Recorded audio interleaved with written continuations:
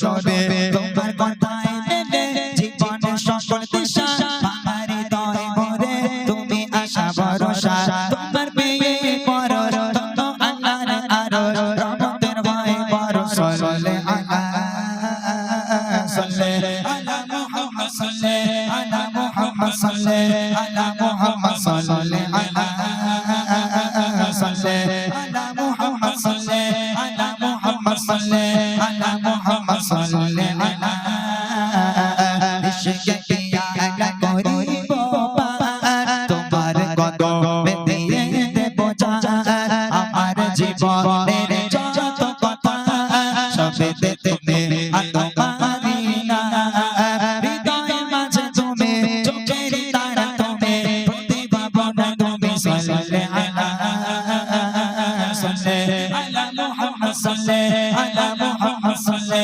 আলা মুহাম্মদ সাল্লে আলা সাল্লে আলা মুহাম্মদ সাল্লে আলা মুহাম্মদ সাল্লে আলা মুহাম্মদ সাল্লে আলা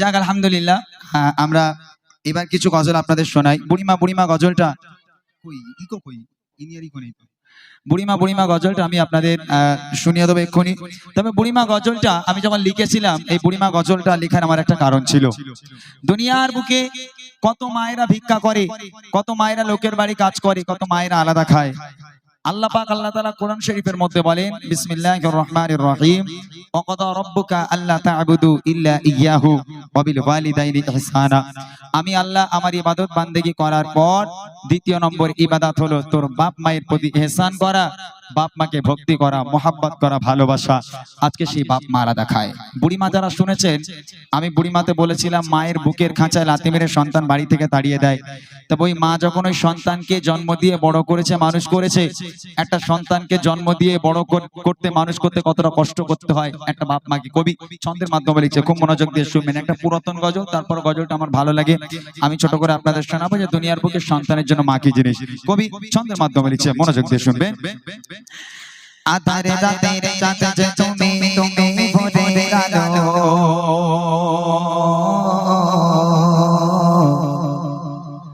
তোমায় যখন দেখি আমার মন হয়ে যায় ভালো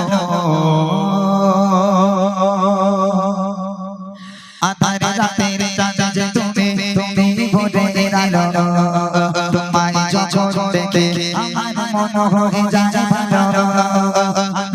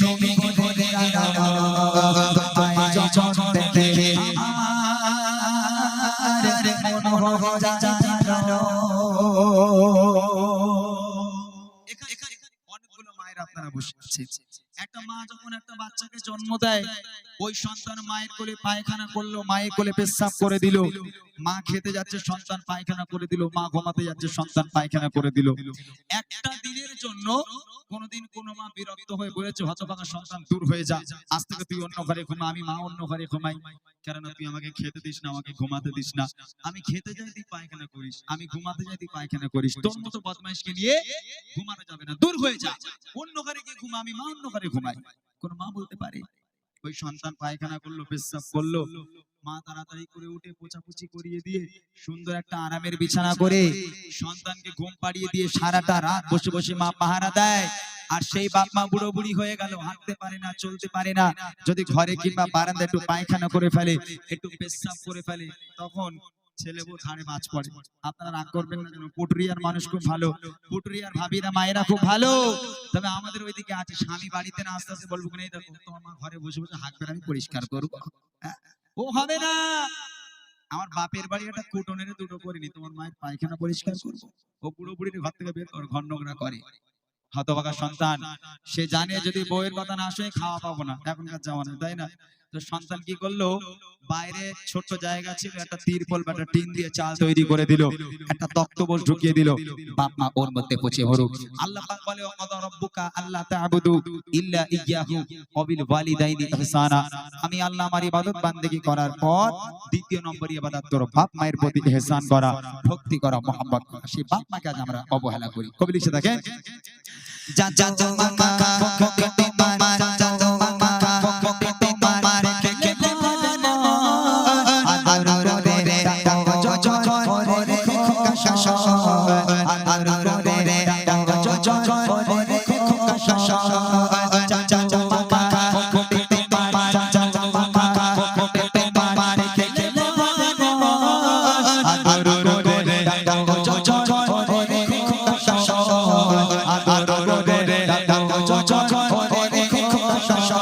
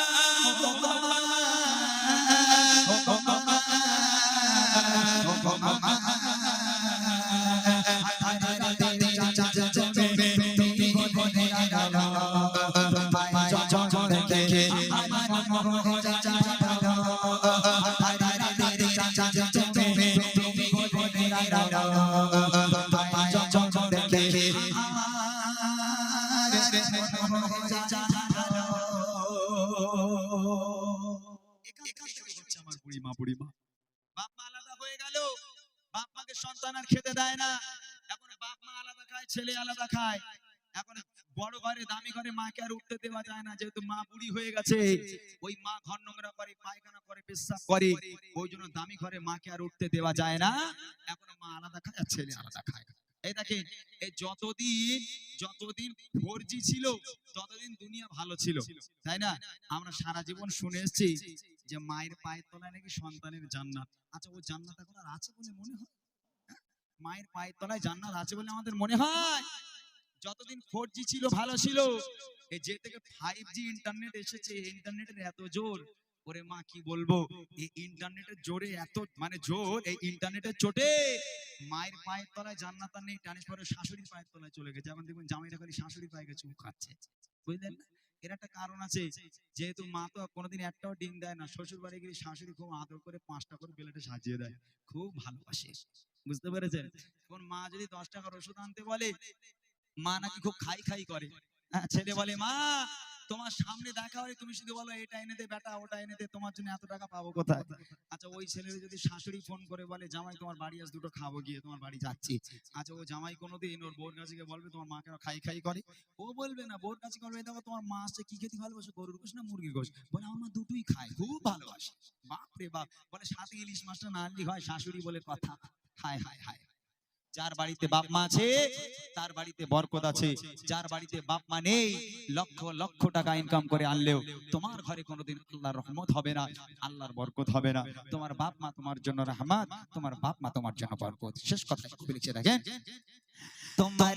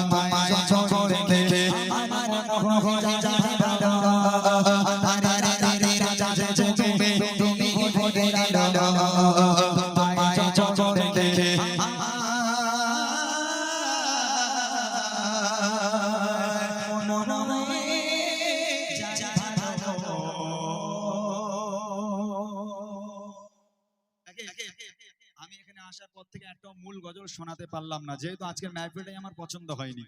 প্রথমে আমি বলেছিলাম যে এইভাবে মাহফিল হয় না, মনে হচ্ছে গ্রামের কোন একটা ছেলে গজল গাচ্ছে, আপনারা দাঁড়িয়ে দাঁড়িয়ে শুনছেন।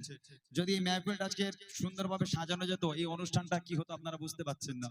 তো এই দাঁড়িয়ে দাঁড়িয়ে আমাদেরও সেই মুড লাগে না। তবে যে কজন আপনারা আছেন, আপনারা যদি বসেন, আমি একটাই গজল একটু আপনাদের শোনাবো, এটা শুনে যদি চলে যেতে চান চলে যেতে পারেন। তবে সে গজলটি হচ্ছে স্বামী স্ত্রীর ভালোবাসা। কিসের জন্য দুনিয়ার বুকে আজকে সংসারে সংসারে অশান্তি হয়, এই গজলটা আপনাদের আমি শোনাবো, যদি সবাই মিলে একটু বসেন। যদি বসেন তাহলে আমি শোনাবো, না হলে যেমন চলছে এরমই চলুক। আমার তো আর আধ ঘন্টা সময় হাতে আছে, আমি আধা ঘন্টা যা ইচ্ছা তাই গিয়ে আমি চলে যেতে পারি, অসুবিধা নেই। তবে আমি চাই, আমি যখন এসেছি আমার কিছু মূল গজল আছে, সেগুলো আপনাদের শোনাতে চাই। যদি সবাই একটু বসেন তাহলে সাংসারিক জীবন কাকে বলে, কিসের জন্য সংসারে এত ঝামেলা, কিসের জন্য শুধু স্বামী স্ত্রী চলছে না সিঁড়ি হয়, আজকের ইনশাল্লাহ প্রমাণ হবে হাদিস থেকে। অসুবিধা নেই, ফাও গজল আমি বলি না, আমি হাদিস থেকে প্রমাণ দিয়ে গজল শোনাবো। যদি সকলে একটু বসেন তাহলে ইনশাল্লাহ আমি আপনাদের একটু শোনাবো।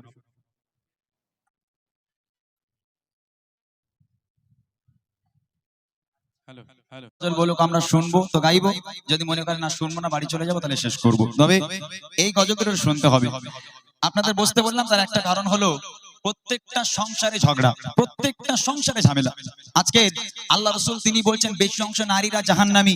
একটা নারীর জন্য জান্নাতে যাওয়া সোজা, একটা পুরুষের জন্য জান্নাতে যাওয়া কঠিন, কিন্তু আল্লাহ রাসূল বলছেন বেশি অংশ নারীরা জাহান্নামী। কিসের জন্য জানেন? অনেক কারণ আছে, পরে শোনাচ্ছি ইনশাআল্লাহ। তবে সাংসারিক জীবন আম্মাজান খাদিজাতুল কুবরা রাদিয়াল্লাহু তাআলা আনহা এবং দয়ার নবী, দুই স্বামী স্ত্রীর মধ্যে কেমন মিল মহব্বত ভালোবাসা ছিল, মনোযোগ দিয়ে শুনবেন। আম্মাজান খাদিজা ছিল বড় লোকের মেয়ে। আম্মাজান খাদিজার আব্বাজানের অনেক সয় সম্পত্তি, জায়গা জমি, সোনাদানার মালিক ছিল আম্মাজান খাদিজা। একদিন আম্মাজান খাদিজা আল্লাহ রাসূলের কাছে প্রস্তাব পাঠালো, হে আল্লাহর পয়গম্বর, হে মহানবী, আমি খাদিজা আপনাকে বিয়ে করতে চাই, বিয়ের প্রস্তাব দিলাম। আল্লাহ রাসূল বলছেন, ও খাদিজা তুমি কোথায় আর আমি কোথায়? তোমার আব্বাজানের এত সয় সম্পত্তি, এত জায়গা জমি, সোনাদানার মালিক তুমি, আর আমি মুহাম্মদ, আমার তো খাওয়া হয় না, তুমি কেন আমাকে বিয়ে করবে খাদিজা? আম্মাজান খাদিজা বলেছিল, হে আল্লাহর পয়গম্বর, রতনকে রতনই চেনে, আমি জানি আপনি কেমন মানুষ, আপনি যদি আমাকে বিয়ে করেন, আমি খাদিজা কথা দিলাম আমি কোনোদিন আপনাকে কষ্ট দেব না। আপনি দিনের দাওয়াত দিতে যাবেন, আমি খাদিজা আপনার ভাত রান্না করে খাওয়াবো। আপনি দিনের দাওয়াত দিতে যাবেন, আমি খাদিজা আপনার জামা কাপড় পরিষ্কার করে দেব। হে আল্লাহর পয়গম্বর, আমাকে বিয়ে করেন, আমাকে নিরাশ করবেন না। আল্লাহ রাসূল আম্মাজান খাদিজাকে বিয়ে করলো। বিয়ের পর তাদের সাংসারিক জীবন, আল্লাহ রাসূলের 11 জন স্ত্রী ছিল। 11 জন স্ত্রী সবই ইয়াং, প্রায় সবাই সুন্দরী ছিল। আম্মাজান খাদিজা শুধু ছিলেন বৃদ্ধা। আম্মাজান খাদিজার বয়স বেশি ছিল, তারপরেও আল্লাহ রাসূল এই ইয়াং স্ত্রীদের ছেড়ে আম্মাজান খাদিজাকে সবচেয়ে বেশি ভালোবাসতেন। কিসের জন্য ভালোবাসতেন? কবি ছন্দের মাধ্যমে বলেছে, মনোযোগ দিয়ে শুনুন। কেমন ভালোবাসেন নবী আম্মা খাদিজা, কেমন ভালোবাসেন নবী আম্মা খাদিজা, যে ভালোবাসায় খুশি হতেন আল্লাহ দয়াময়, যে ভালোবাসায় খুশি হতেন আল্লাহ দয়াময়। কেমন ভালোবাসেন নবী আম্মা খাদিজা, কেমন ভালোবাসেন নবী আম্মা খাদিজা, যে ভালোবাসায় খুশি হতেন আল্লাহ দয়াময়, যে ভালোবাসায় খুশি হতেন আল্লাহ দয়াময়। ধনী হয়ে আম্মা খাদিজা নবীর কাছে শেষে বলে বোঝে জিন্দা। ধনী হয়ে আম্মা খাদিজা নবীর কাছে শেষে বলে বোঝে জিন্দা। নবী বলে, ও খাদিজা কেন চাচায়? নবী বলে, ও খাদিজা কেন চাচায়? রতনকে রতনে চেনে অন্যকে নয়, ও রতনকে রতনে চেনে অন্যকে নয়। কেমন ভালোবাসেন নবী আম্মা খাদিজা, কেমন ভালোবাসেন নবী আম্মা খাদিজা, যে ভালোবাসায় খুশি হতেন আল্লাহ দয়াময়, যে ভালোবাসায় খুশি হতেন আল্লাহ দয়াময়। নবী দিনের দাওয়াত দিয়ে কোনদিন রাত 12টা, কোনদিন রাত 1টা, কোনদিন রাত 2টোর সময় আল্লাহ রাসূল বাড়িতে আসতো। রাত বেরাত আল্লাহ রাসূল বাড়িতে আসতো। আল্লাহ রাসূল বাড়িতে এসে দরওয়াজার সামনে দাঁড়িয়ে কোনদিন দরওয়াজার সামনে গিয়ে দুবার দরওয়াজায় টোকা মারার প্রয়োজন পড়েনি।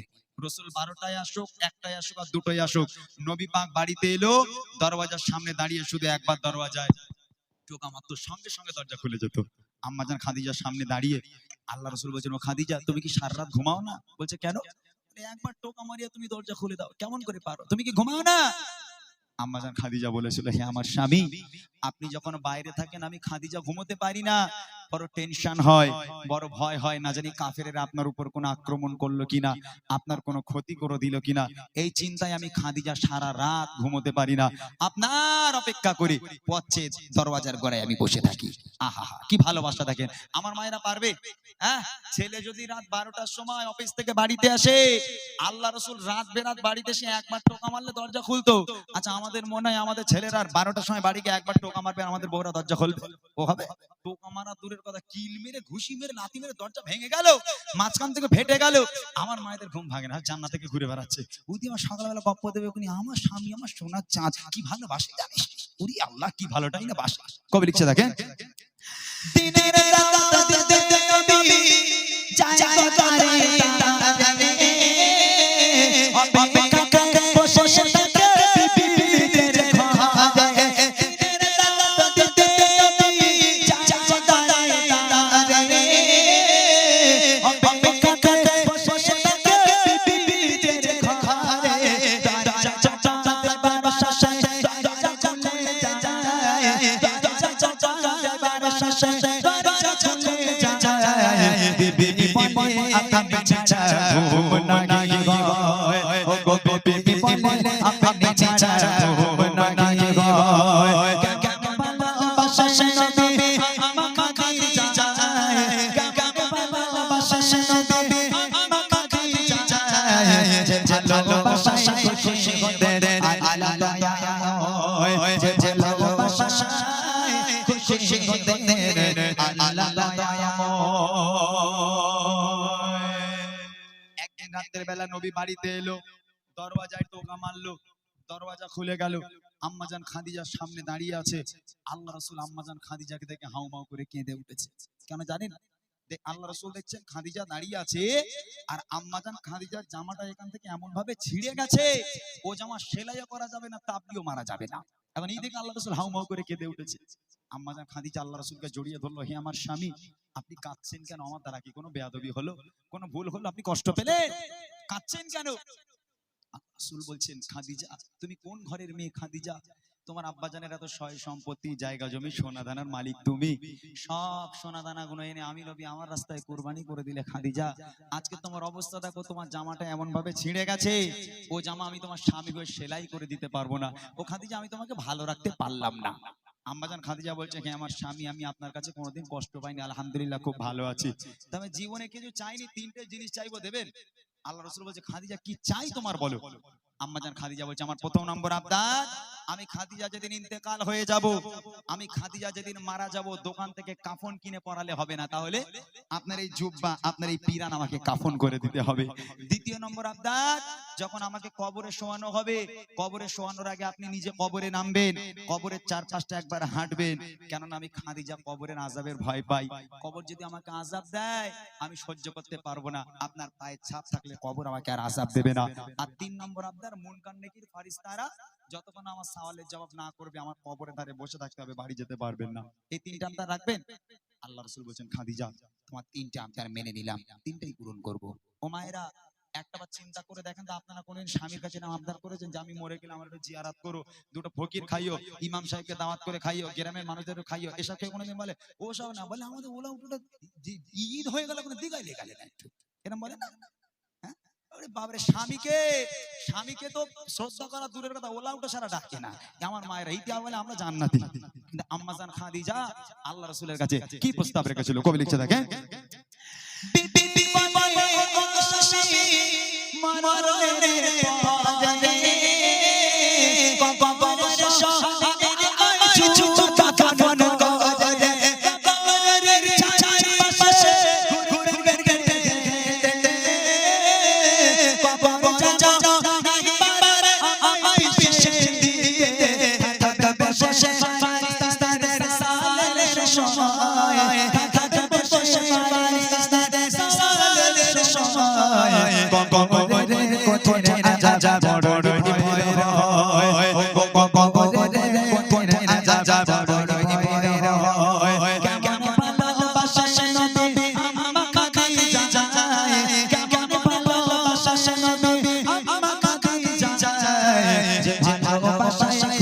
হতে আল্লাহ দয়াময় যে ভালোবাসায় খুশি হতে আল্লাহ দয়াময়।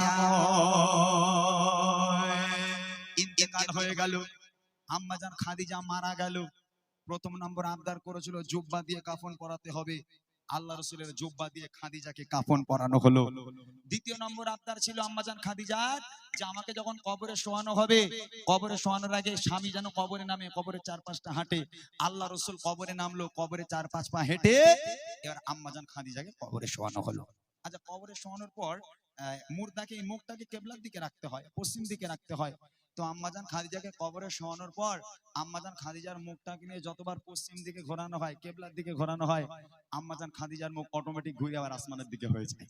আবার একবার চেষ্টা করা হলো, আবার একবার আম্মাজান খাদিজার মুখটাকে নিয়ে যেই কিবলার দিকে ঘুরিয়ে দিল, আবার এমনি এমনি ঘুরে অটোমেটিক আসমানের দিকে হয়ে যায়। সাহাবারাও পেরেশান, আল্লাহ রাসূলও পেরেশান, মুখ কেন কিবলার দিকে ঘোরে না। আবার একবার চেষ্টা করা হলো, আবার একবার নবী পাক যখন যেই খাদিজার মুখটাকে কিবলার দিকে ঘুরিয়ে দিল, আবার এমনি এমনি অটোমেটিক আসমানের দিকে হয়ে যায়। তিনবার মুখ কিবলার দিকে দেওয়ার পর আম্মাজান খাদিজার মুখ কিবলার দিকে ঘোরে না। ওই সময় আল্লাহ পাক আল্লাহ তাআলা খবর পাঠালে, আমার বন্ধু আপনি চিন্তা করবেন না, আমি আল্লাহ চাই না খাদিজার মুখটা কিবলার দিকে থাক, কেননা খাদিজা দ্বীন ইসলামের জন্য, কোরআনের জন্য আমি আল্লাহ আমার জন্য এত কষ্ট করেছে, এত রক্ত ঝরিয়েছে, নিজেকে এত কুরবানি করেছে। আমি আল্লাহ খাদিজার উপর এত খুশি হয়ে গেলাম, আমি আল্লাহ চাই না খাদিজার মুখটা কিবলার দিকে থাক, আমি আল্লাহ চাই খাদিজার মুখটা সরাসরি আসমানের দিকে হয়ে থাক, যাতে করে আমি আল্লাহ আরশে মুআল্লায় বসে বসে আমি আমার খাদিজাকে প্রতিনিয়ত দেখতে পারি। একবার জোরে বলেন না সুবহানাল্লাহ। স্ত্রী হতে হবে এরকম। আল্লাহ পাক দুনিয়ার বুকের একটা নারীকে সালাম দিয়েছিল, তার নাম হলো খাদিজা। কিসের জন্য? হ্যাঁ, আম্মাজান খাদিজা, আল্লাহ পাক বলছে ওরে দুনিয়ার সব মেয়েদের মুখটা কিবলার দিকে রাখ কবরের মধ্যে, শুধু খাদিজার মুখটাকে ছেড়ে দে। আমি আল্লাহ খাদিজাকে বড্ড বেশি ভালোবাসি, আমি আল্লাহ খাদিজাকে দেখবো, খাদিজার মুখটা আসমানের দিকে রাখ, আমি আল্লাহ আরশে মুআল্লায় বসে বসে কবরের মধ্যে থেকে আমি খাদিজাকে শুধু দেখতেই থাকবো। আহা কি ভালোবাসা। শেষ কথায় কবি লিখছে, যত সময় খাদিজাকে কিবলাতে মুখ করে তত তারি আসমানের ওই দিকে যায় ভোরে। আল্লাহ বলে ও নবী চিন্তার কিছু নাই, আল্লাহ বলে ও নবী চিন্তার কিছু নাই, খাদিজাকে দেখবো বলে আমি সর্বদাই ও